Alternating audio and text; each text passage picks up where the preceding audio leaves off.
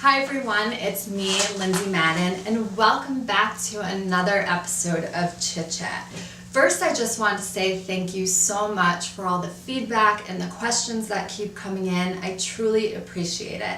I know I've said this before, but so much of this series truly depends on you, my awesome readers, so please keep that feedback and those questions coming in. Now, I don't want to waste any more of your time. I am going to dive right into question number 1.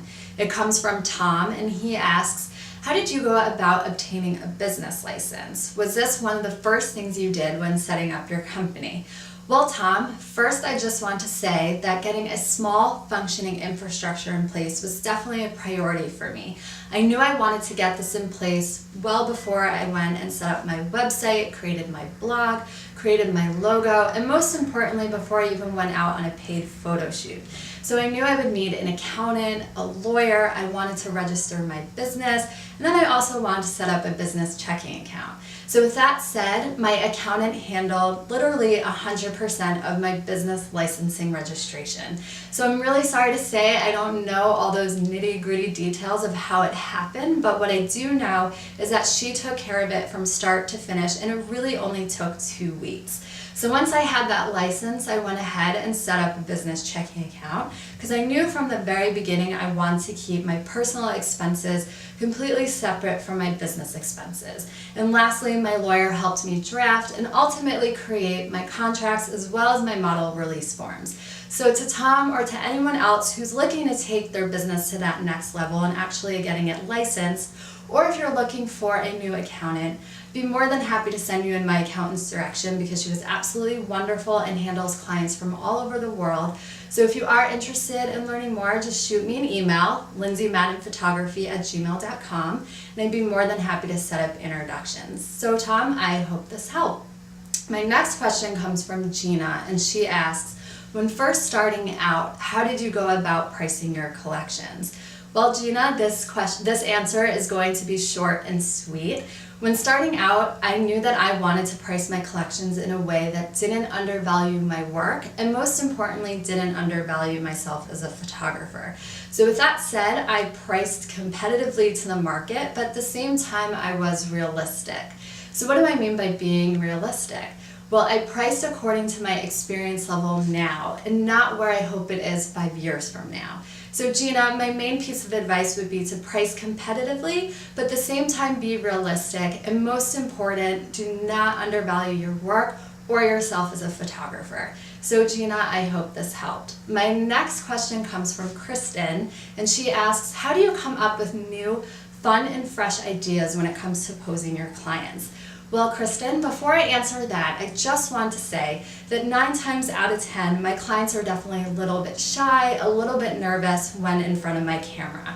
So it is really up to me as their photographer to give them that direction, as well as that reassurance that they're doing a great job. So it is important for me to come into a photo shoot with some ideas of different poses that I'd like to try, because at the end of the day, my clients are expecting me to deliver a really great final product.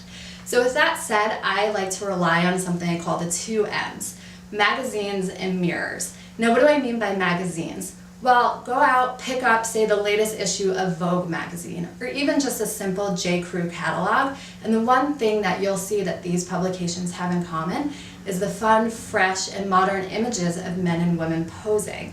So I really like to refer to these magazines or catalogs for guidance and inspiration for coming up with new, fun, and fresh posing ideas. Now, secondly, mirrors. What do I mean by that? Well, honestly, it's really quite simple, although it did take a little bit for me to step out of my comfort zone to give it a try. But what I do like to do is test out some of my poses in front of my mirror at home. Now, I'm not doing it in some weird, creepy, Jersey Shore type of way. It's more just me really trying to flush ideas out of my head. I have the tendency to create all these ideas in my mind that I think will translate well on camera, but I like to take it to my mirror first so that way I can see if it really is going to work or not. So really the magazines and the mirrors have been great tools for me to come up with new, fun, and fresh ideas. So Kristen, give it a try, the 2 M's, magazines and mirrors, and hopefully this will help you as much as it's helped me.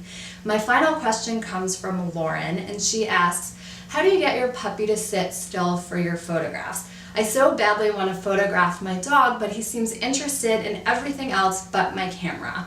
Well, Lauren, I wish I can say that our photo shoots were really that simple, but they're not. Our little mini photo sessions are actually filled with lots of patience, pleading, mainly on my end, and treats. My puppy Dexter absolutely loves food, and because I know this about him, I like to put a treat on my shoulder, or at least hold it in my non-shooting hand, all by saying sit, stay, good boy, so that way he's really staying focused and actually sitting still for the pictures.